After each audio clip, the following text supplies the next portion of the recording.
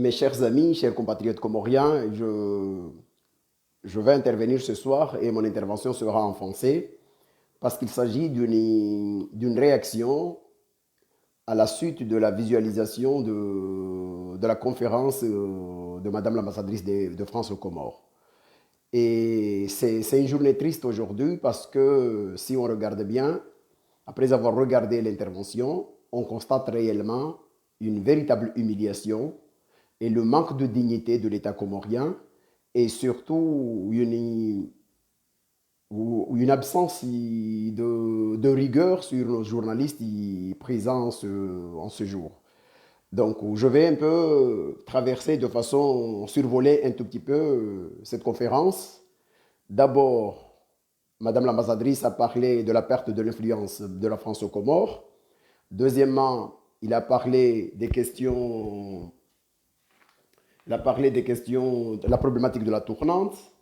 Il est même allé jusqu'à remercier les autorités comoriennes sur leur lâcheté, parce que c'est ça ce il faudra le dire, c'est qu'il a remercié les autorités comoriennes par leur attitude de ne plus de cesser depuis 4 ans de dénoncer sur le plan international, dans les organisations internationales, la France, d'avoir cessé de mettre la France au pilori de la communauté internationale en dénonçant la situation de Mayotte.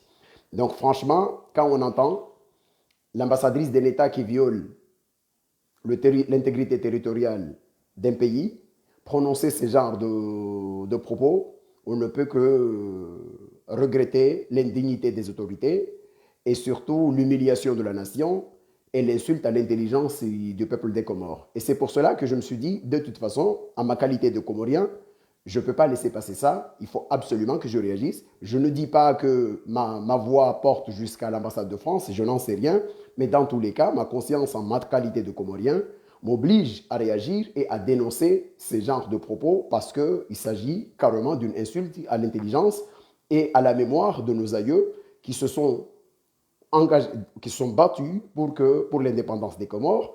Et aujourd'hui, voir l'ambassadrice du pays de la France qui viole l'intégrité territoriale des Comores depuis 45 ans, venir clairement remercier les autorités de fait qui sont aux Comores, ceux qui ont pris l'État en otage.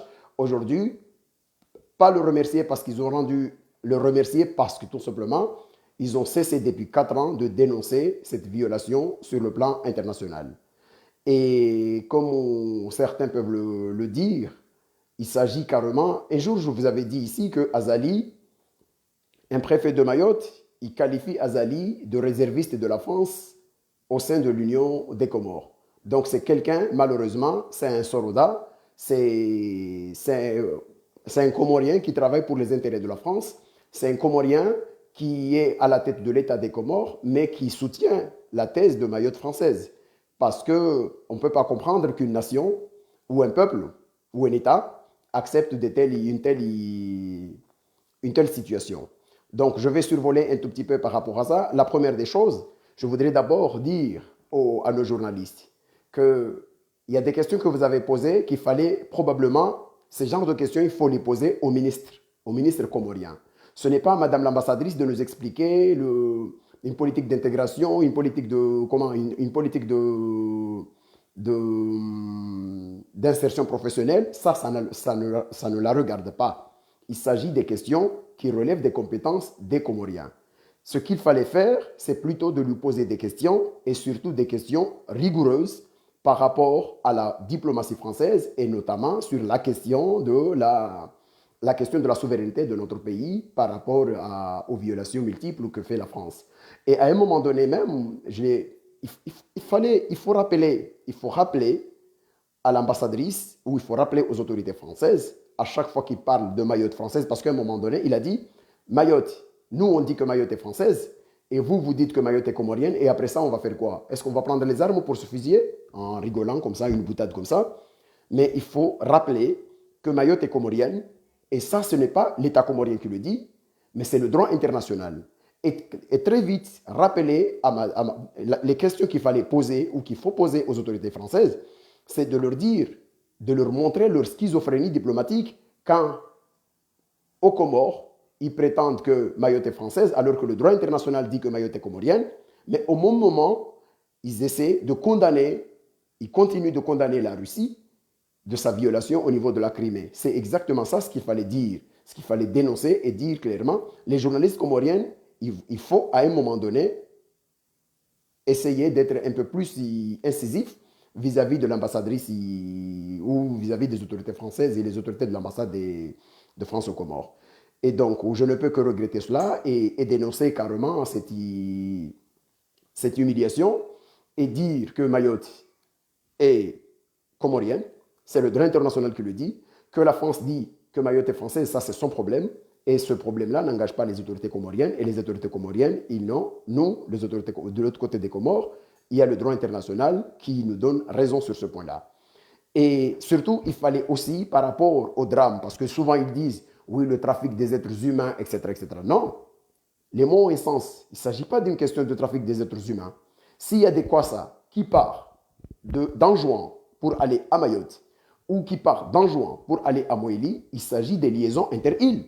Ce sont des Comoriens qui bougent à l'intérieur de leur territoire souverain. Ça, c'est très important.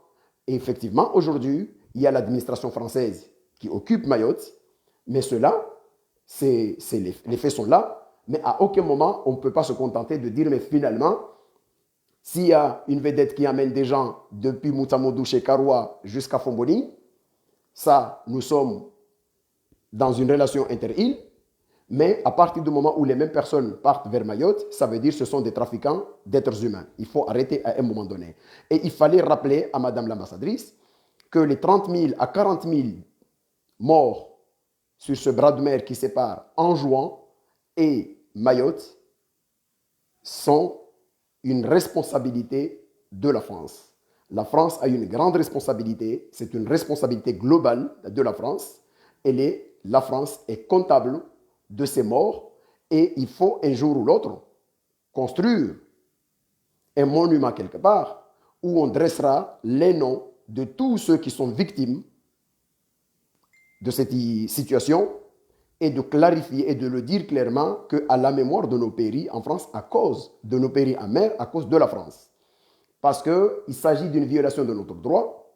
Ce sont des gens qui meurent au sein de leur propre territoire parce qu'il y a une puissance colonisatrice qui n'a pas voulu ou qui n'accepte pas le droit international et qui continue à violer le droit international dans le territoire national. Donc, il faut le dire clairement que la France a une responsabilité sur les 40 000 morts. Les 20 000, ils disent 20 000, 25 000, 30 000, mais de toute façon, entre 20 000 jusqu'à 40 000 morts comoriens sur ce bras de mer qui est devenu un grand cimetière maritime. C'est une responsabilité de la France. Mais cette responsabilité de la France n'enlève pas également, au même moment et symétriquement, la responsabilité et la lâcheté de nos autorités comoriennes qui n'ont jamais été capables de créer les conditions d'espérance pour le peuple des Comores.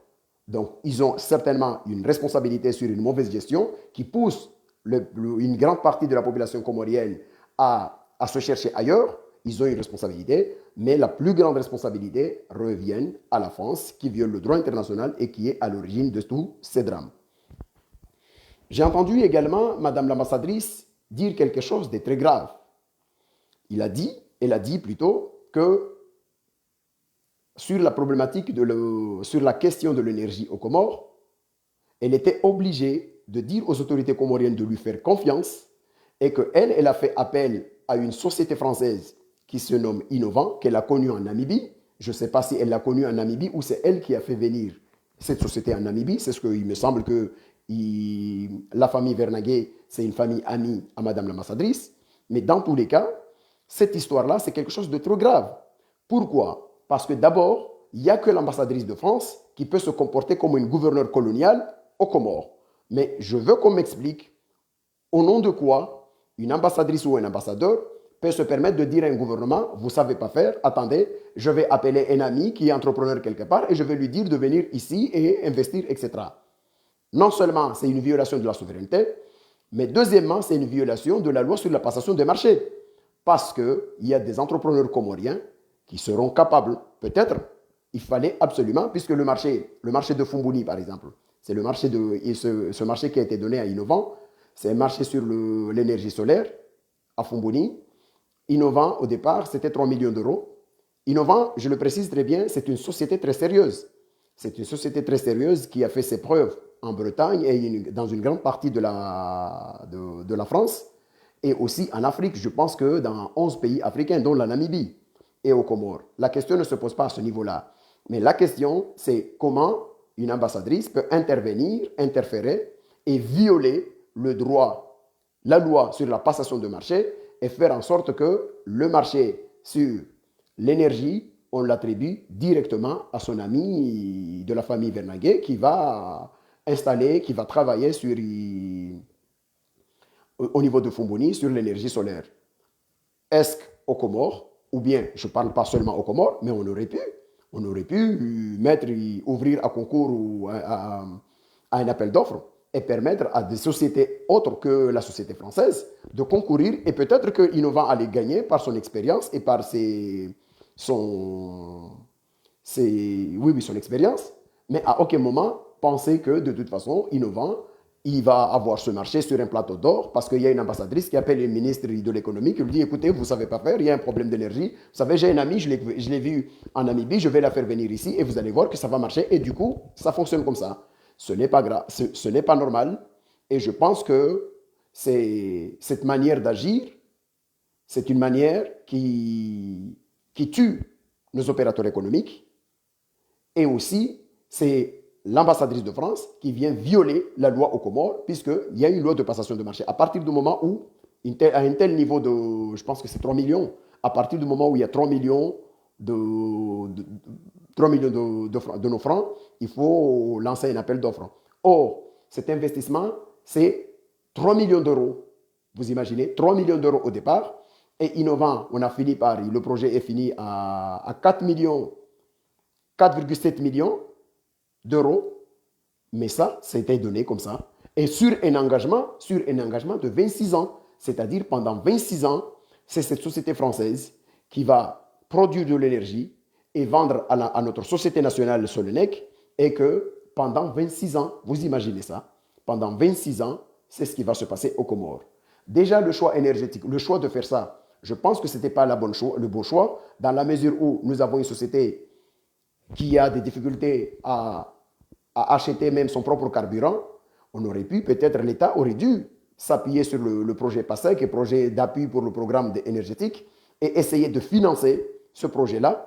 Et donc, tout en maintenant les techniciens étrangers, le temps de former les Comoriens et prendre la suite. Ça nous aurait coûté moins cher et permettre et donner de l'emploi à des Comoriens et aussi nous faire des économies.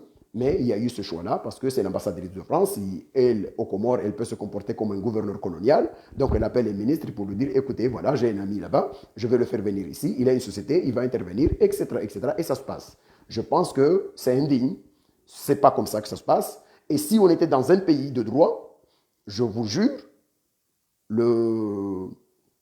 les organisations de lutte contre la corruption allaient porter plainte contre l'ambassadrice de France parce que là, il y a eu une violation de la loi et surtout, il y a eu une corruption. Il y a eu une corruption parce que c'est un ami. Il a fait venir un ami en violant la loi sur le marché. Et puis après, aujourd'hui, pendant 25 ans, son ami va jurer des bénéfices de cet investissement. Et que cette société, c'est une société qui fait de l'investissement participatif.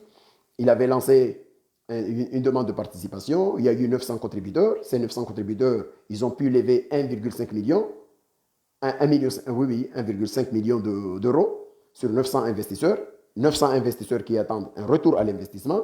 Donc cet argent-là, de toute façon, c'est le contribuable comorien qui va payer sa facture d'électricité pour rembourser ces 900-là, alors qu'on aurait pu faire financer par l'État cet argent, faire financer par l'État ce projet, en s'appuyant sur le projet du PASEC, qui est le programme d'appui au programme de l'énergie, pour essayer de financer ce projet-là. Je trouve que c'est inadmissible.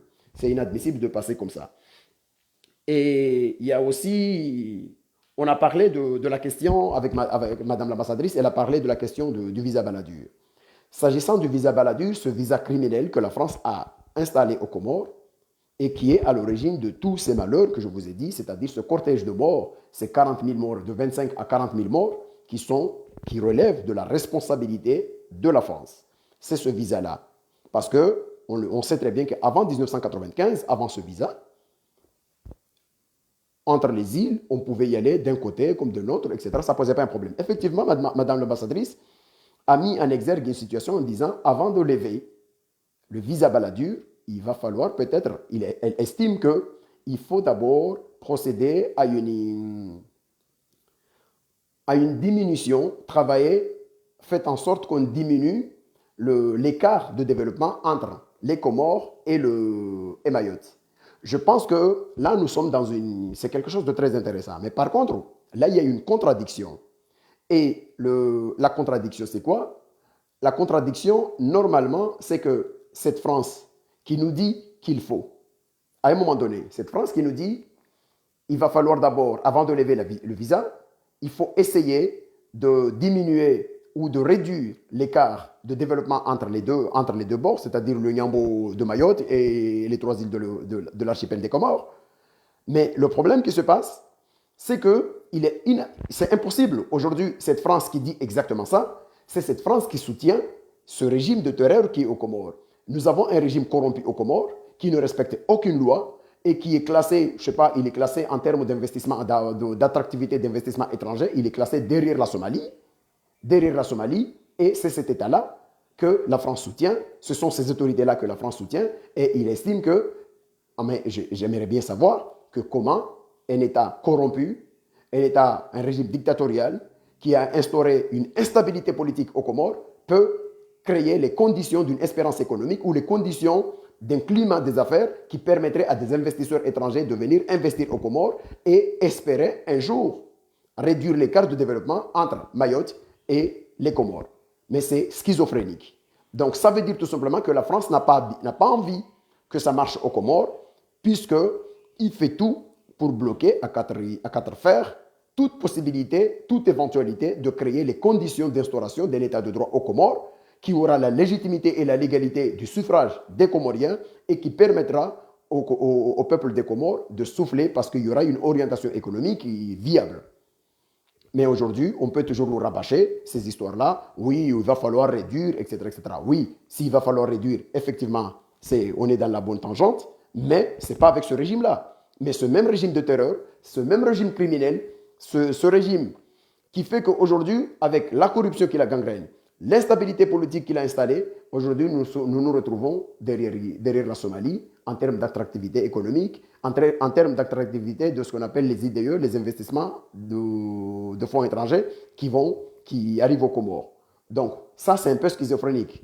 Il va falloir que la France se mette, il va falloir que la France adopte une cohérence dans ses propos. Il ne suffit pas de dire qu'il faut réduire, mais pour qu'on encourage la réduction de l'écart de développement entre les 3 îles des Comores et Mayotte voisine, il est important qu'il ait de l'autre côté des Comores une stabilité économique. Et cette stabilité économique ne viendra que quand nous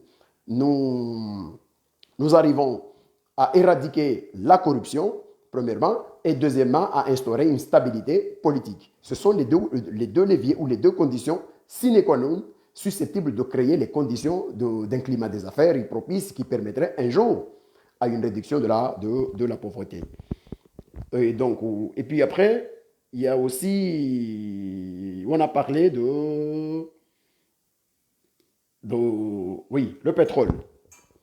S'agissant de la question du pétrole, effectivement, Madame l'ambassadrice a dit qu'il faudra encourager les énergies renouvelables et l'énergie solaire au détriment des prospections pétrolières parce que c'est l'avenir, c'est l'environnement, etc. C'est normal. Mais en revanche, il y a une question qu'on se pose. S'il faut nous encourager dans ce domaine-là, pourquoi la France se précipite pour aller déposer ses lignes de base en catimini aux Nations Unies pour essayer de s'accaparer de certains blocs pétroliers? Là, il y a aussi une contradiction. Ça fait partie des contradictions que nos journalistes, il fallait les relever. Vous nous dites qu'il n'y a rien, il n'y a pas une nécessité de se lancer très vite dans la prospection, etc., etc. Ce serait très intéressant d'encourager l'énergie solaire, etc. Mais encourager l'énergie solaire en donnant les marchés de gré à gré à des amis qu'on fait venir de la Namibie pour venir investir aux Comores et gagner la manne économique aux Comores, tant mieux si c'est ça. Mais ça ne peut pas continuer comme ça à un moment donné. Donc, il y a la France qui a déposé, et il fallait aussi que le journaliste pose la question, puisque la lettre a circulé. Et ce qui m'a étonné, je n'ai pas regardé J'ai pas regardé l'émission jusqu'à la fin parce qu'à un moment donné, ça m'énervait. J'ai pas regardé l'émission jusqu'à la fin, mais je ne sais pas si Aïba FM qui avait publié la lettre a eu le courage de poser la question à Madame l'ambassadrice, de lui demander mais comment, puisque si vous estimez que si la France prétend, parce que c'est ce qu'il disait sur la lettre, qu'elle a déposé ses lignes de base au niveau des Nations Unies et que les Comores n'ont pas objecté, cela voudrait dire que, selon le raisonnement de la France, ça veut dire que la France, les Comores ont tacitement reconnu la présence de la France dans la zone. Non, mais ça n'a aucun sens. Mais il fallait poser la question. Mais on sait très bien que la répartition des ressources maritimes ou des ressources maritimes avec les pays limitrophes se font sur la base de la souveraineté. Or, il n'y a pas une France. La France n'a pas de souveraineté dans la zone de l'océan Indien. La France, la preuve, c'est que le moment où la France, les Comores discutaient avec les pays voisins, c'est-à-dire la Mozambique, la Tanzanie, Madagascar et les Seychelles, sur cette table-là, il n'y avait pas la France. Et les répartitions ont été faites sur la base de la souveraineté et la France n'était pas là. Mais comme nous avons le malheur aux Comores d'avoir des lâches, parce que c'est ça notre problème, nous avons des lâches aux Comores, ces gens-là, toutes les autorités comoriennes, leur comportement vis-à-vis de la France est d'une lâcheté inouïe. Ces gens-là, ils n'ont pas réagi parce que c'est la France. Et il en est de même que quand la France leur dit, de toute façon, ne dénoncez pas au niveau des Nations Unies, retirez la question au niveau des Nations Unies, ne nous dénoncez pas là-bas, arrêtez, on va régler le problème entre nous. Mais comment vous pouvez accepter? Le seul fait de retirer, à chaque fois, de retirer la question au niveau des organisations internationales pour essayer de venir la régler avec la France, c'est de l'aberration. C'est une aberration parce qu'il s'agit tout simplement des manœuvres indignes que certaines autorités comoriennes lâches ont concédé à la France pour pouvoir humilier le peuple des Comores et essayer de noyer cette question de la problématique de la question de Mayotte sur ces histoires-là. Parce que nous sommes un petit pays. Les Comores, c'est un petit pays. Et un petit pays a besoin de la solidarité internationale et notamment et de la force du droit international. Mais quand un petit pays va dire à une puissance qui s'appelle la France et qui dispose d'un droit de veto que nous allons nous entendre de l'autre côté et désormais on prend l'initiative de sortir cette question au niveau des instances internationales et en espérant nous entendre à côté. Mais c'est de la foutaise. C'est de la foutaise. Et en plus, nous sommes le pays qui mérite la palme de la schizophrénie diplomatique. Nous sommes le seul pays au monde, le seul pays au monde qui a un problème indifférent d'ordre international avec nous sur la question de la souveraineté, c'est la France. Mais c'est le seul pays avec qui nous avons signé des accords de coopération pour que ce pays nous protège de toute agression extérieure. Là, il n'y a que chez les fous, il n'y a que dans les pays, dans les établissements où, en charge des personnes, des personnes souffrant des questions mentales qu'on peut trouver ce genre de problématiques. Mais soit nous sommes un État vassal, et vous le confirmez, mais soit nous sommes un État souverain, et on l'affirme. Et ce qui est étonnant, et là c'est une déculottée, puisque l'ambassadrice aujourd'hui, elle dit, nous remercions les autorités comoriennes d'avoir renoncé à nous dénoncer et à nous mettre sur le pilori du droit international, de la communauté internationale. Mais il y a 2 jours, il y a ce dictateur sanguinaire Azali qui clame, qui aboyait comme quoi Mayotte est française, etc., et comorienne, etc., etc. Mais à quoi ça sert de raconter des conneries? À quoi ça sert de rabâcher des conneries à chaque fois, de dire Mayotte est comorienne, ça c'est le droit international, ça c'est le droit historique des Comoriens de le revendiquer. Mais il faudra l'assumer. Il faudra l'assumer. On ne peut pas dire ça et au même moment renoncer à la revendication sur le plan international. Non, mais il faut arrêter à un moment donné. Il faut que les choses se mettent on se met dans l'ordre, quoi. Donc, du coup, il y a la question de... Oui, lorsqu'on lui a posé... Oui, on a posé la question à Madame l'ambassadrice sur les difficultés rencontrées diplomatiquement entre la France et les Comores à partir de la crise de 2018 où l'État comorien qui joue au chantage parce qu'en vérité l'État comorien ne revendique vraiment pas la question de Mayotte parce que si on revendique réellement la question de Mayotte, il faut que notre diplomatie soit cohérente, mais il ne suffit pas de dire n'importe quoi, aller aux Nations Unies, dénoncer dénoncer la France aux Nations Unies et au retour de l'avion, on s'arrête à Paris pour signer des accords, pour renouveler les accords de coopération militaire avec ce même pays qu'on a dénoncé de l'autre côté. Donc souvent c'est schizophrénique. Donc là, lorsqu'on lui a posé la question par rapport au problème à la crise diplomatique, mais je me suis senti humilié. Lorsque Madame l'ambassadrice a dit, oui, les Comores avaient refusé d'accepter les refoulés de Mayotte et nous étions obligés d'user des mesures de contorsion et les obliger et arrêter les visas et on a fini par trouver une solution. Mais quel pays souverain, quel pays digne qui sait que son territoire est violé par cette puissance, il refuse d'accepter cette humiliation de refouler tout le temps nos frères, parce que ce que la France fait, ce n'est même pas des clandestins, dans le droit international. Dans le droit international, il s'agit d'un déplacement forcé d'une population. Et ça, c'est un crime. C'est un crime contre l'humanité. Et c'est ça. Mais on refuse. On dit, on refuse ça. Mais au même moment, la France, il dit, je vais arrêter de vous donner des visas. Et on a fini par trouver une solution.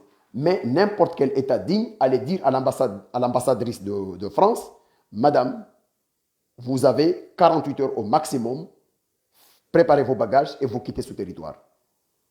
Mais comment on peut accepter d'être... Mais on ne dit pas... Moi, quand je dis ça, je ne dis pas parce que je ne suis pas un ennemi de la France. Mais je suis un défenseur de la dignité de la nation comorienne. Je suis un défenseur de la dignité de la nation comorienne. Je n'accepterai pas qu'on humilie les Comoriens, qu'on humilie le peuple des Comores, qu'on humilie la nation comorienne, et parce qu'il y a la France qui fait ses petits caprices en disant oui, je ne vous donne pas de visa, etc., etc. Oui, vous avez le droit, la France a le droit de ne pas donner de visa à qui elle veut. Mais la France n'a pas le droit de nous humilier sur notre propre territoire et nous dire que j'utilise ces méthodes-là comme mesure de contorsion alors que c'est elle-même qui viole le droit international chez nous. Donc, à un moment donné, il faudra le dire, il faudra le faire. Moi, j'ai toujours dit une chose. La France, comme n'importe quel partenaire du monde, a le droit de chercher ses intérêts aux Comores. Mais il faut, à un moment, dire clairement à l'ambassadrice de France ou aux représentants français, de l'État français, que vos intérêts aux Comores ne doivent pas passer au-dessus des intérêts des Comoriens. Il y a la dignité du peuple des Comores, il y a le droit souverain du peuple des Comores, et toutes ces choses-là, il faudra le faire respecter. Vous savez, en diplomatie, il y a certains pays comme partout en Afrique, la France, il faisait ce qu'il voulait. Hein. Au Rwanda, la France, il faisait ce qu'il voulait, mais même lorsque le lendemain, 48 heures après que l'avion de Juvenal Abirimana a été attaqué, il y a eu cet attentat, mais même le lendemain, la France a livré une garnison, a livré des caisses d'armes au régime génocidaire de Rwanda, parce qu'il faisait ce qu'il voulait. Mais le Rwanda de Paul Kagame a réorienté sa diplomatie au point même de changer la francophonie en basculant de l'autre côté des Anglais et faire en sorte que sur le plan diplomatique, même lorsque Macron est venu y présenter ses excuses, ou j'en sais rien, il ne les a pas présentées, mais au moins venir regretter l'attitude de la France, Paul Kagame n'a même pas dit merci en français alors qu'il parle parfaitement français. Parce que Paul Kagame a fait le choix de dire l'orientation diplomatique de notre pays va dans ce sens-là. C'est à la France, s'il a des intérêts à gagner ici, de s'aligner. Mais aux Comores, non. On a l'impression que nos autorités comoriennes considèrent que l'ambassadrice ou le représentant de l'État français aux Comores sont les anciens gouverneurs coloniaux ou le représentant de la France coloniale aux Comores et que les ministres sont les petits chefs des différentes chefferies à Kony, à ceci, à Anjouan, à Moélie, etc., etc. Non, mais à un moment donné, il faut arrêter. Depuis le 12 novembre 1975, nous sommes une nation souveraine. Et il n'y a pas une petite nation. Chaque nation a l'obligation de se faire respecter. Et c'est la seule chose que nous demandons. Donc, quand j'entends l'ambassadrice dire clairement que nous étions obligés d'utiliser des mesures de contorsion qui ont obligé les Comoriens de venir sur la table de négociation et donc on a trouvé une solution, mais je me suis senti humilié. Je dis, mais dans quel pays? Mais nous sommes quelle nation? Mais comment ces gens-là peuvent laisser la nation comorienne et le peuple des Comores? Parce que, attention, cette lâcheté, ce n'est pas la lâcheté du peuple des Comores, c'est la lâcheté de nos autorités, de ceux qui sont au sommet de l'État comorien. Ce n'est pas le peuple des Comores qui est lâche, mais ce sont plutôt nos autorités qui sont d'une lâcheté sans précédent. Donc, des choses comme ça, je pense qu'on le voit souvent, même des petits pays, il dit, il y a l'obligation, la réciprocité diplomatique. Ah bon, vous faites ça, ah, vous nous interdisez d'avoir des visas pour y aller chez vous, alors que vous violez le droit international chez nous. Dans ce cas-là, pliez bagages et vous partez. Mais si la France a des intérêts à défendre, dans ce cas-là, il sera obligé de venir aux Comores. Mais s'il n'a rien à gagner aux Comores, dans ce cas-là, il partira et il va continuer ses emplettes ailleurs. C'est comme ça, la diplomatie, c'est comme ça. Et je le dis clairement aux autorités comoriennes, et particulièrement celles et ceux qui ont occupé les responsabilités de la diplomatie aux Comores. La diplomatie internationale n'a pas besoin de l'arbin. Il faut s'affirmer. Si nos intérêts, on peut les gagner, d'ailleurs, ça me permet de faire la transition avec la question de la perte de l'influence de la France, c'est ce que l'ambassadrice a dit. Il y a une perte de l'influence française dans la zone, aux Comores particulièrement, avec l'avènement des Émirats, de la Russie, etc., etc. Moi, je dis, tant mieux. Tant que la diplomatie comorienne obéit aux intérêts du peuple des Comores, je dis tant mieux. Je ne salue pas la diplomatie de ce régime puisque c'est une diplomatie d'une docilité et c'est une diplomatie de vassaux, puisqu'on l'a vu que nos intérêts, le Qatar a énormément fait chez nous. Le Qatar aujourd'hui fait le bonheur du Rwanda. Le Qatar avait commencé à faire le bonheur des Comoriens. L'Arabie Saoudite est venue nous dire, mais finalement, comme une petite caniche, vous rompez vos relations avec le Qatar et ils ont exécuté au doigt et à la baguette de l'Arabie Saoudite. En contrepartie, on a gagné quoi? Des caisses de dates et les moutons de sacrifice, ou j'en sais rien, et des tonnes de Coran. Mais c'est quoi cette aberration? Nous sommes une nation qui n'a peut-être pas de grands moyens, mais nous avons une dignité, nous avons une souveraineté, notre diplomatie doit obéir aux intérêts du peuple des Comores.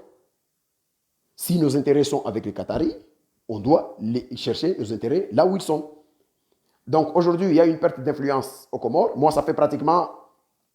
je pense que ça fait pratiquement 20 ans, ou bientôt ça fera 20 ans, que j'avais dit ça à un représentant du SCAC, Service culturel de la France, lorsque je travaillais avec le FAO Como Comores, dans le cadre des travaux qu'on réalisait avec l'UNICEF, etc., et la représentation de l'ambassade de France.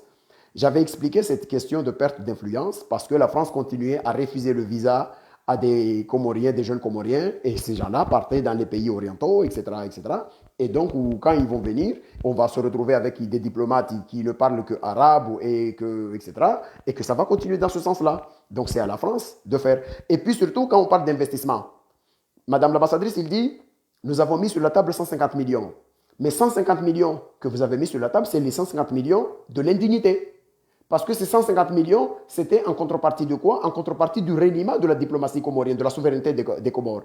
Puisque les accords, ces fameux accords signés en 2019 à Paris, ce que j'appelle les accords de l'indignité, puisque pour moi, Amin Seuf est le plus mauvais ministre des Affaires étrangères des Comores. Et le plus indigne de tous les ministres des Affaires étrangères que les Comores ont connus depuis le début depuis notre indépendance. Mais comment vous pouvez imaginer qu'on nous donne 150 millions et en contrepartie, on nous dit, vous devez arrêter ou démolir les unités de production des vedettes qui sont en juin, alors que je ne sais pas quel est le lien entre un producteur de vedettes qui est à Domoni, qui produit des vedettes et qui les vend, et c'est lui qui l'a acheté pour aller à Mayotte. Mais c'est quoi le lien? Mais on signe ça. Et on signe également ça lorsqu'on signe cet accord en précisant clairement qu'on autorise la France, c'est-à-dire ce pays qui viole le droit international aux Comores, d'aller installer des radars de l'autre côté d'Anjouan, particulièrement dans la zone de Domoni, pour contrôler les mouvements de déplacement des Comoriens vers l'île sœur de Mayotte. Mais comment vous pouvez accepter ça? Et ça, on nous dit, oui, nous avons opposé, etc. Et puis on nous dit, je l'ai vu même dans le code pénal comorien, là, on vient de le marquer, le trafic d'êtres humains. Mais c'est quoi? Ça veut dire quoi le trafic d'êtres humains? Qui au Comores fait un trafic d'êtres humains? Mais au Comores, il y a un marché, le marché d'amener des gens qui vont partir à Mayotte, ils vont partir à Mayotte. Et comme il y a un marché qui fait que tu peux partir de chez Karoua jusqu'à Moïli, tu payes en fonction du prix, c'est la loi de l'offre et de la demande. Si à Mayotte c'est un peu plus cher, c'est parce que ça passe comme ça, etc., etc.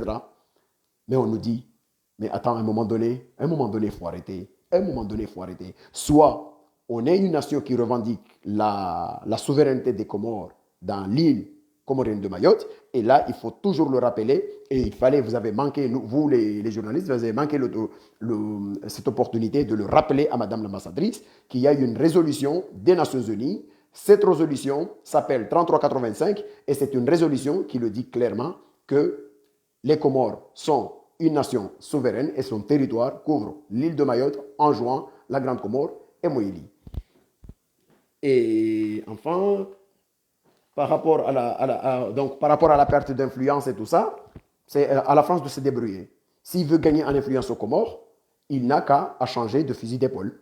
Il n'a qu'à investir massivement comme d'autres le font. Il faut que la France fasse ça. Moi, je fais partie de ceux qui pensent que nous avons un différend. C'est-à-dire que le droit international dit que Mayotte est comorienne. Mais le peuple de Mayotte, la population de Mayotte, ne veut pas que le Mayotte soit comorienne. Ça, c'est une question qui se pose. Puisque de toute façon, il faudra le dire, le moment en 74, le 22 décembre 74, il y avait eu 65% qui avaient dit oui, et d'autres avaient dit non. C'est-à-dire 5000 avaient dit oui, nous voulons l'indépendance, et la majorité avait dit, 65% avaient dit non, nous voulons rester, nous refusons l'idée que les Comores soient indépendantes. Mais à aucun moment, il n'y avait pas une question qui disait que voulez-vous que les Mayotte soient françaises ou etc., etc. Et après, les manœuvres ont commencé à partir de ce moment-là. Et à partir de ce moment-là, effectivement, pendant 45 ans, un problématique, ce différend qui était d'ordre politique, a muté vers un différend économique. Parce qu'il y a une dégringolade de l'économie de l'autre côté. Et de l'autre côté, à Mayotte, la France a commencé à faire des investissements. Parce que ces investissements que vous voyez à Mayotte, ils ne datent pas depuis très longtemps. Hein. On se souvient très bien qu'à l'époque d'Ahmed Abdallah, il y a beaucoup de Comoriens, beaucoup de Mahorais qui envoyaient leurs enfants pour faire des études aux Comores parce que le niveau d'études était meilleur aux Comores qu'à Mayotte. Et ça, c'est une réalité. Les cadres dirigeants de Mayotte, aujourd'hui, ce sont des gens qui ont fait leurs études aux Comores à l'époque d'Abdallah, par exemple. Donc, moi, je sais qu'il y a un problème. Et ce problème-là, souvent les Mahorais, ils disent on n'est pas Comoriens. Mais ça, c'est leur problème. Mais l'ambassadrice de France, il dit que Mayotte est française ou Mayotte est comorienne, c'est un fait. Le fait, il est là. On ne peut pas le renier. De toute façon, si les Mahorais disent qu'ils n'ont rien à voir avec les Comores, je me demande pourquoi, à chaque fois, à chaque élection, ils demandent toujours aux candidats français de leur confirmer que Mayotte restera française pour l'éternité. Donc, effectivement, c'est parce qu'il y a un problème. Donc, le problème, il est là. Et comme il ne saurait pas y avoir un problème qui va rester éternellement, il va falloir qu'on commence à réfléchir sur les pistes de solution. Moi, je pense que parmi les pistes de solution sur cette question-là, d'abord, il faudra que nous, les Comoriens, quand je dis nous, les Comoriens, c'est-à-dire c'est les Comoriens de Mayotte comme de l'autre côté de l'archipel des Trois-Îles, on doit commencer à se parler et essayer, plutôt que de parler des questions politiques d'abord, commencer à parler des questions d'abord fraternelles. Première chose. Deuxième chose, commencer à parler des intérêts économiques. Parce que je sais qu'un Maoré qui va se retrouver obligé d'acheter du manioc ou importer sous vide depuis le Vietnam, j'avais vu ça, j'ai vu un jour une photo sur Facebook et tout ça, et forcément, si on lui dit que si le manioc viendra de Moïli à côté, il te sera moins cher que quand tu vas le payer de l'autre côté. Je suis sûr que ça peut arranger ses affaires. Et quand on dit que au niveau de la relation inter-îles, ça va permettre il va y avoir par exemple les activités comme autrefois, parce que je me souviens moi lorsque j'étais à l'école primaire, ma mère elle envoyait des choses à vendre à Mayotte et puis après sa tante qui est de l'autre côté et Madame Robert Madrama etc. lui envoyait l'argent de l'autre côté, mais ça a toujours été comme ça. Donc si aujourd'hui un entrepreneur comorien, un agriculteur comorien qui plante ses bananes sait qu'à la fin du mois ou quand il va commencer sa récolte, il va y avoir des entrepreneurs mahorais qui vont venir l'acheter. Pourquoi des jeunes vont quitter Anjouan pour aller à Mayotte, aller se chercher là-bas, alors qu'ils peuvent travailler dans ces plantations, par exemple? Ce sont des questions concrètes qu'il faudra le régler. Mais je suis sûr, et c'est ça ce que Madame l'ambassadrice a dit, qu'il faudra réduire l'écart de développement. Ce sont des actions comme ça qu'il faudra les mettre. Et une fois qu'on arrive à faire ça, ça va permettre à des gens d'abord d'avoir des raisons de se fixer là où ils sont. Et à partir du moment où économiquement, on ne se sent pas menacé d'un côté comme dans l'autre, et à partir de ce moment-là, on peut parler autre chose. Il y a eu des différends politiques qui ont duré 100 ans. Hein. Le problème n'est pas là. On peut ne pas s'entendre aujourd'hui, mais peut-être nos enfants peuvent s'entendre pour des raisons X ou Y. Donc, on n'est pas obligé aujourd'hui de dire, bon, finalement, on doit régler le problème de Mayotte avec la France aujourd'hui. Non. Et ce n'est pas. Et d'ailleurs, à certains moments, je leur dis, j'ai lu le rapport du Sénat en France qui parlait de la départementalisation de Mayotte. Le rapport a dit clairement qu'il y a deux choses sur la question de Mayotte. Il y a le droit international qui nous pose problème et il y a la non-reconnaissance des Comores vis-à-vis de cette question de Mayotte française. Mais ça, il y a Mansour qui peut dire n'importe quoi, il y a d'autres qui peuvent dire n'importe quoi, alors que la réalité, il est là. La réalité, il est là. Les choses à Mayotte ne sont pas réglées puisque de toute façon, les Comores, même si il y a ce problème de schizophrénie diplomatique, mais le fait, ils sont là. On dit que souvent, les Comores sont là, et de toute façon, à partir du moment où nous, Mayotte est française, ou Mayotte est comorienne, ce sont des revendications. Mayotte est comorienne selon le droit international, Mayotte est française selon la France. Et parmi les lâchetés des autorités comoriennes, c'est celle-là. Lorsque Mayotte a bénéficié du statut de zone périphérique de l'Union européenne, si on avait un État aux Comores, réellement, avec des autorités comoriennes dignes, il fallait directement saisir comment on appelle ça, la justice européenne. Pourquoi? Parce que tous les États de l'Europe ont voté à l'unanimité aux Nations Unies le 12 novembre 1975 la souveraineté des Comores. Et aujourd'hui, ces mêmes États vont accorder un statut à l'île comorienne de Mayotte, comme quoi désormais elle devient une zone périphérique européenne. Ça, malheureusement, ça c'est un problème.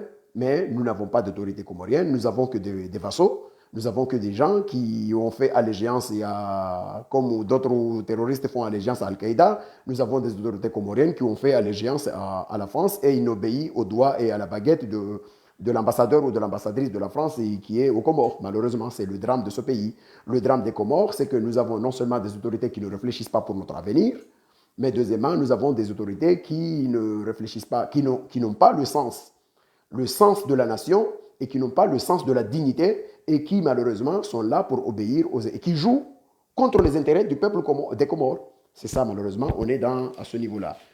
Et donc je pense que je voulais traverser un peu, commenter un peu cette conférence de presse d'aujourd'hui et puis voilà, et donner mon avis en ma qualité de Comorien. Aujourd'hui, ce n'était pas une question que je suis pour ou contre Ouazali ou pas, mais c'est à ma qualité de Comorien et de Franco-Comorien. Et d'ailleurs, il y a des amis, je profite de l'occasion aussi de le dire, il y a des amis mahorais qui disent que oh, oui, mais lui, il est français aussi et il dénonce la question. Bon, personne n'interdit les Mahorais d'être français. Les Mahorais ont le droit d'avoir de la nationalité française. Mais par contre, l'île comorienne de Mayotte, c'est une île qui relève de la souveraineté des Comores. Ça, c'est un problème. Le problème, il est là. Et que ce que je suis en train de dire, à chaque fois je le répète, c'est la ligne de la reconnaissance ou la dénonciation de la violation du droit international par la France. Ça a toujours été la ligne des communistes français.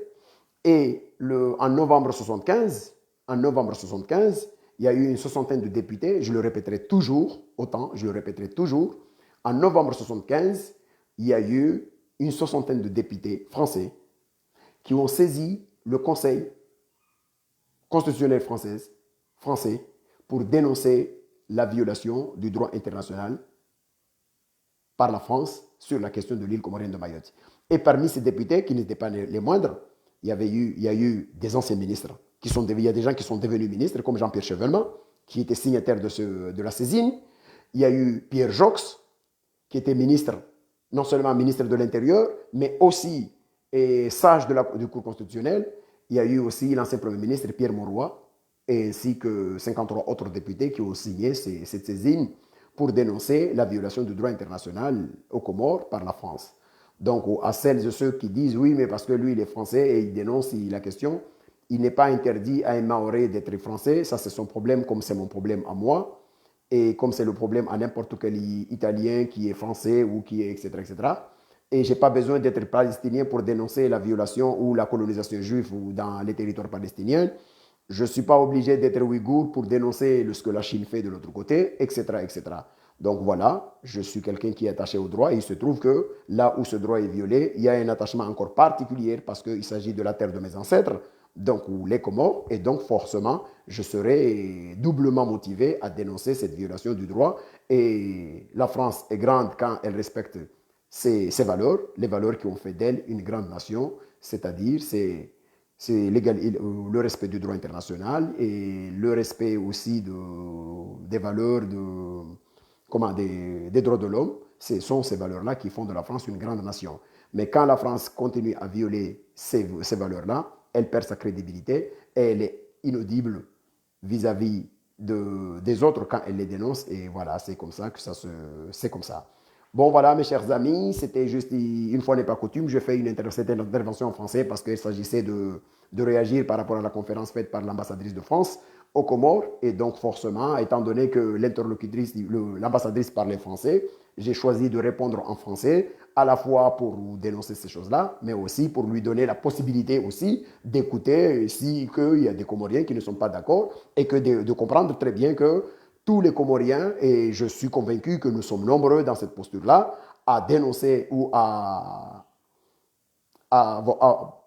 nous sommes nombreux à dénoncer cette lâcheté de nos autorités vis-à-vis de la France dans ces questions-là. Je vous remercie, chers amis. On se retrouvera bientôt sur les sujets d'actualité intérieure aux Comores et particulièrement au sujet de la question du procès Sambi qui vient d'être annoncé par le ministre, l'indigne ministre Djamalou qui dit que forcément Sambi sera jugé d'ici la fin de l'année. Mais on en viendra parce que je ne vois pas quel genre de procès va se faire pour quelqu'un qu'on a violé ses droits depuis toujours et que malheureusement, on va encore aller l'amener à la guillotine, etc., etc. Donc, mais on en reviendra et on en parlera en comorien ce sujet-là. Je vous salue, chers amis compatriotes. Allez, ciao, ciao.